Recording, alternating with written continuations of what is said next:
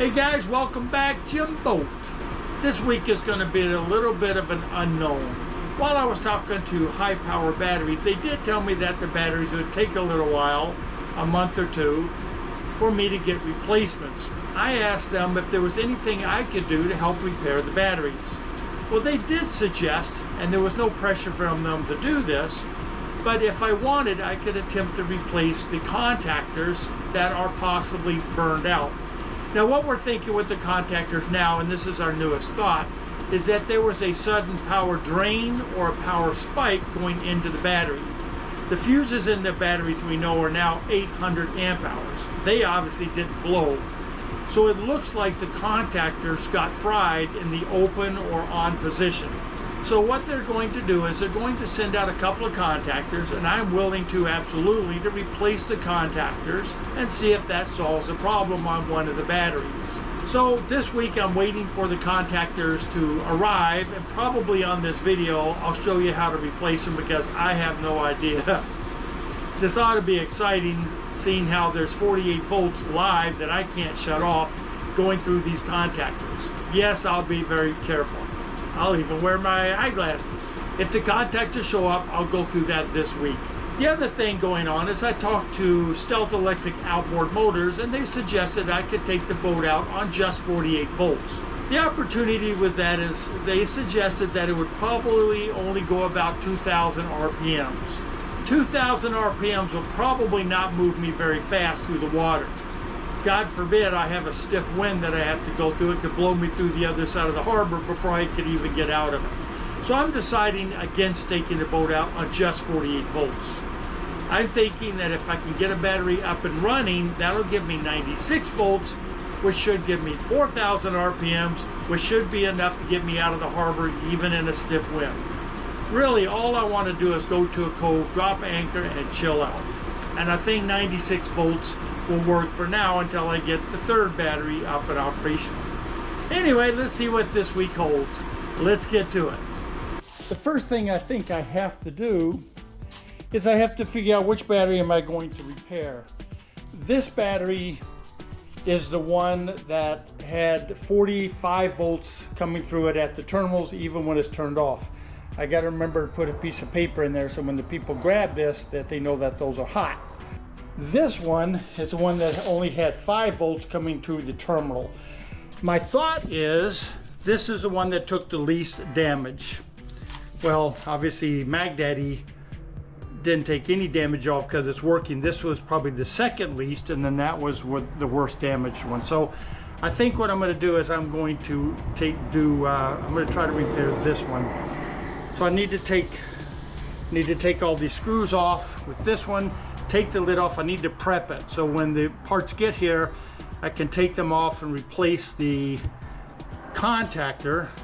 The bad part about that is these things are 135 pounds. I'm not going to be lifting it, so I have to wait until I get a friend to come down here or two to help me put this back in the boat even after it's repaired. But once I get it repaired, I can test it here and find out if it's working or not. Really, I'm not sure how I can test it because it's on the battery draw. But if I replace the contactors and this is 0 when I turn it on or turn it off, and 45 or 8 volts or whatever it is when I turn it on, I'm going to say this one's good to go. We'll put this back in the boat. I'll hook it up to the motor and try it out. And I'm thinking about if there's any way I could get this in the boat without me, but no, there isn't. Also, I did ask on the last video, I want to put in terminal fuses on the power draw side, on the power side. I think the recommendation from the battery folks is, since it's a 400 amp continuous, the 800 amp fuse in there obviously did not work for this situation. I'm going to get a 400 amp quick blow terminal fuse right here, and I guess I'll put it on the red. Any ideas that you guys have would be much appreciated. Just please leave it in the comments. I'm going to order something. Will Prowse on Do It Yourself Solar recommended a terminal fuse, but it only goes up to 300 amps, and I need to get on the forum and see if he could recommend one up to 400. But anyway, I'll find something. All right, let's take this cap off, take a look inside of it, and get it ready to put the new contactors in. So these are the contactors that we're thinking might have gone bad. Remember on the last video when I turned it off and on, these never clicked. These actually are clicking a little bit, and I'm hoping that just replacing these will take care of it. I am a little concerned about this. But if too much voltage goes into here, oh, okay. I thought maybe these had melted. You know, if too much current comes through here, can you get too much current into here where it would melt it? But it looks okay, and I'm guessing as I'm talking, these are low powered cables. Tell me if I'm correct in this assumption, that even if this didn't work, there's low power going into here. So this would probably have some kind of an over voltage shutoff that this would protect this. These obviously, well, not obviously, but I'm guessing by the size of these wires, these are heavy duty power, and these took the brunt of it. So when those parts come in, we're going to take these off. It looks like it's pretty simple. Let's see, a couple of screws back there. I'm guessing a couple screws there. I'm not gonna bother now because I'm scared. I'm gonna wait till they come in, and then they're all glued, but I'll take one off at a time, I guess. Leave the bus bar off and put that on last. Anyway, that's where we are. Got all my little screws, just waiting for the whatever these things are called, and we'll get going. Alrighty, the whatever they are called came in. I want to record this because they sound like they're all broken. Let's see here. All right, well, they're not packaged in there very well. Actually, they're not packaged in there all right, but they look all right, whatever these things are. That's what they are. No idea what they are. But I have a couple of these in the battery, and maybe there's a number that means something to you guys. They look pretty simple, right? Big cables go here. These look like maybe a problem. I have to strip these and do something with these. And magnetic tacking here. And a letter. Okay, well, they look all right. So let me read the instructions here and see what these are. Something. All right, well, I'm going to read this. Looks like a battery charger thing. It doesn't look like those. I'm not sure why this is in the box. Why is this in the box? Okay, well, I don't know. This is in the box. I'm not sure exactly why. I'm not supposed to read this or something. I'm going to call the battery guys. Oh, here. Write this number down here so I might get a couple more here if this works. 400 amps. The fuse is 800 amps. These are 400 amps. Does that mean that 400 and 400 gives you 800? That's okay? Or anything? Oh, this is only 200 amps. Now that's interesting. I'm glad I looked at this. Okay, well, I'm going to call them. Here's a 200 amp. That's a 400 amp. Interesting. All right, well, let me give them a call, and I'm glad I looked at that. See if there's anything I'm supposed to do. I just called High Power Batteries, and what they told me is that that one's probably the 400 amp, and that one's the 200 amp. And the reason being, which I didn't think about, this one's the charging C, and that one's the power. Charging obviously has less power going into it, so it only needs 200 amps. This one is the big one, which goes all the way over to the power, which is output, so it's probably the 400 amps, which is just interesting because that's an 800 amp fuse. So if you run 800 amps through 400 amps, whatever this thing is, my pea-brain says that's not going to like it. Anyway, so that's just my 2 cents worth. Wouldn't that be a 400? If that's a 400? Okay. Discussion forum. Anyway, so the only opportunity that I'm going to have here, this is very simple, is once I pull these off and tape them so I don't, and I'm going to be serious about this because that's a lot. It's 54 volts right now, so I need to really be serious about this. Take this off, tape them, take this off, tape them, and get them off to the side. I don't want any problems at all. I don't want to be silly about this at all. But the only question I have is this little wire right here is a signal for something. I don't know, turning it on, turning it off. You know, maybe it goes up to the on and off switch, or maybe it goes here, I don't know. But I have to splice in the new one to this somehow. I'm not very good at that at all. I can do it and I can figure it out, and I don't mind figuring it out, but that's going to take me more time than anything else here. So fortunately it's low current, just a signal, so I just have to figure out, I don't know, butt connectors or duct tape and baling wire. Just kidding, but I got to figure out a way to splice these things in. All right, I probably, I don't know if I'll have this on or not. It's on my little wagon because this thing is really heavy, so I already have it on the transportation wagon, but I don't know, maybe I'll leave this thing on or something. I probably won't. I'll just kind of show you where I am at the time. Okay, let me get started on this.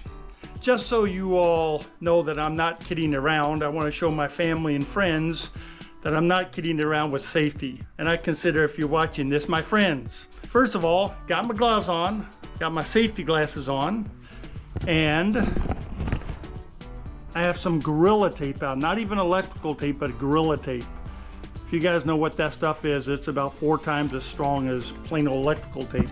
So I'm very serious about this. When I take these off, I'm going to tape them and get them out of the way.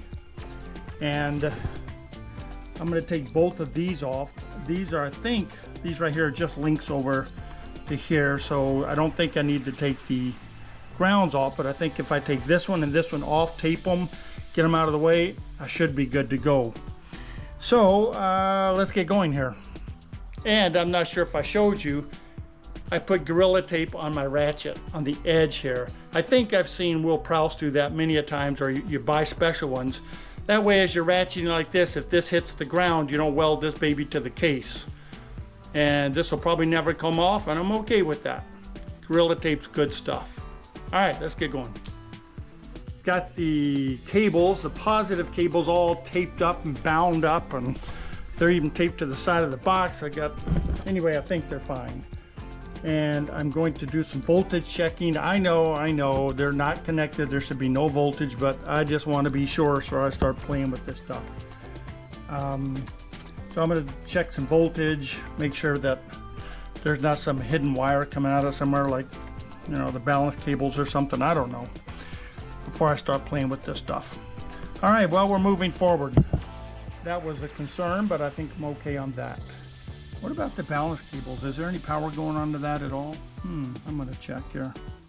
I took out the 400 amp one. There we go, 400 amps. And there's the bad one. Or is that the bad one? Or which one's the good one? Is that the good one or the bad one? Okay, I'm just kidding. Good one has wire on it, the bad one does not have wires. Okay, what I wanted to see is what should it do as an ohms check. Now you guys probably already know this, I have no idea. All right, I'm zeroing out this. I have this at a 20,000 whatever. I'm not even sure which one. Oh, I guess it doesn't really matter, right? Okay, the old one has nothing. I don't know if it's negative or positive. Holy crap. Didn't even notice which. All right, well.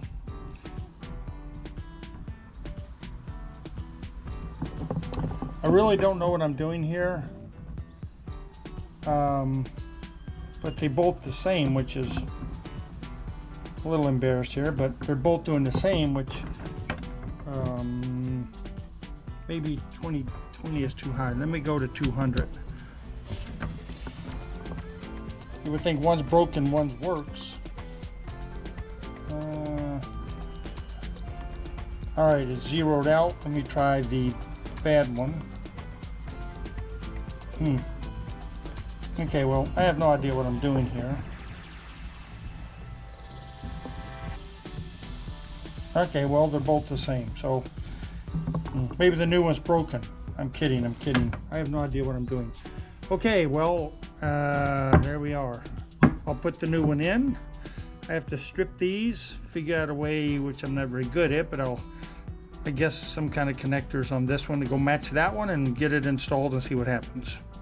So this is what I think I'm going to do after the video, and after I get it all done. You can tell me it's probably not the best way to do it, but all I have are these things.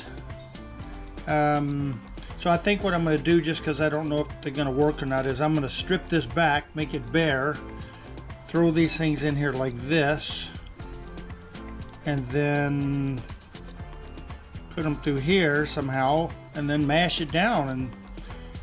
And I'm guessing that'll work, but again, I'm going to strip it down because I'm going to make sure they have a good connection. I think you're not supposed to strip them. You're supposed to pop them in there and squeeze it down and call it good, but I'm just going to strip them and then slot them in there. I hope this is right. Here's what I did, black to black. These things are in here really good. That's on here really good. I did not strip them because I don't have a pair of strippers, and I just know if I try to strip them, I'm going to just end up cutting the copper. So I just ran these through. I'm going to put some tape on these things and call it good. Put it back together. Let's try it out. So you see all that sweat on my head? Is it because it's 106 outside, or is it because I just got playing with 54 volts of power? Who knows? All right, let's look at what I got here. I think I got it all done here. I'm going to push a button here, but I'm going to document it here. I've got everything tightened. I've checked the pictures that I have. Should be good. There's my little work down there. Looked like it worked out okay. We're going to find out. First thing I noticed is when I plugged it in, this little display came on here, which I think is okay. Oh, look at that. All right. I gotta push this button. I'm gonna push it. I'm gonna push it. You know what? First thing I think I'm gonna do is let me test the power through here. Remember that? I'm not supposed to have any power through there, and I was. Where's my tester? Where's my tester? So I have it on 200 volt. I have it on 200 volts. The button is off, and I'm gonna touch this one. This is the charging port right here, and the voltage is 0, but that's what we're looking for over here. So let's go over here, and this is the one that showed 30 or 3 volts or 5 volts or something. All right, so I got that on 0. That's exactly what we want, 0. Button is off. Okay, I'm going to put you guys down right here. I have my crash helmet on here. Got my crash helmet on in case things go exploding. I just put my head down like that, protect myself. All right, let's see here. I'm gonna put y'all, sorry, I'm gonna put you guys down like this, and I'm going to put this on the power side, and I'm gonna push the button. Here we go.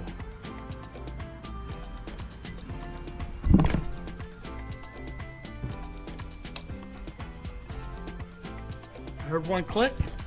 53.8 volts. Light is on. I'm gonna push this button. I don't know why, but I did hear 2 clicks in there. Here's that. 53.8. 53.7. I'm gonna turn this off. Now there's a good click. 0, baby. 0, 0, 0. Okay, I'm happy. I don't think I need my crash helmet anymore. Woohoo! Folks, that might have done it. That might work. Now I I'm unable to put this battery in the boat because I need about three people to help me get 4 people to get this thing. It's heavy to get it up in the boat. I won't have help until maybe this weekend, but it's looking good. Have I said that before? It's looking good. I heard lots of clicking on here. When I turn it off, push the button, it's at 0. It's as it should be. I am going to call High Power Batteries, ask them to send me another 400 amp, whatever that little gadget is, and we'll replace the other one. And I think we're good. Okay, what else is there? I don't know. Before I close up this battery, it does look like it's working. I'm very excited. I wanted to show you guys something inside this battery. I guess we're going to get into another battery, but look at the way these are designed. What I'm looking at here, and I don't know if you can really see it on the camera, is that this support here is not on the battery. It's off. And I don't know if you can see it. I guess because it hits this and then goes up on top of something. I don't know. I guess maybe it's a roof support. But this one is actually concave, and this one is flat, which is interesting. I don't know why. I don't know if you guys can see that. Let me show you here. I don't know if I'll put this in here or not, but see how that one's flat? And it's not even pushing down on the battery cells. So what holds the battery cells down if this thing landed on its head? See that? And look at this one. Sorry. And that one's kind of concave. Well, that was fun. Not really. I'm glad it's over. Seems like I got it done without electrocuting myself or shorting out the battery. I'm unable to test it because I have to wait until I get some friends to help me lift that beast in the back of the boat.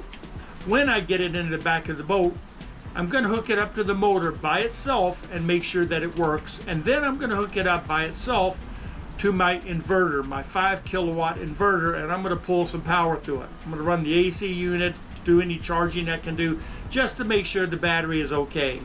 One thing I would like to get your all's input on is the fuse situation. Now that contactor I replaced is rated for 400 amps. The fuse in the battery is rated for 600 or 800, I'm not sure. High Power sent me some replacement fuses that are rated for 600 amps. What I don't understand, and I'm sure the people that built this battery understand this, but if the contactor is 400 amps and the fuse is 600 or 800 amps, wouldn't the contactor go first? Isn't the fuse supposed to protect the contactor? I thought that the fuse should be less or equal to the components it's trying to save. Anyway, I would like your thoughts on that. And lastly, I am going to put on terminal fuses on each battery before I go back onto the water. I believe I'm going to do 400 amps. It's just a number I came up with, the motor manufacturer came up with. If it blows a fuse, then I'll know I can just replace the fuse and the components of the battery are okay. What do you guys think about an inline fuse, and what do you think the amperage should be? All right, I think that's enough for this video. I love you guys. I will talk to you on the next video.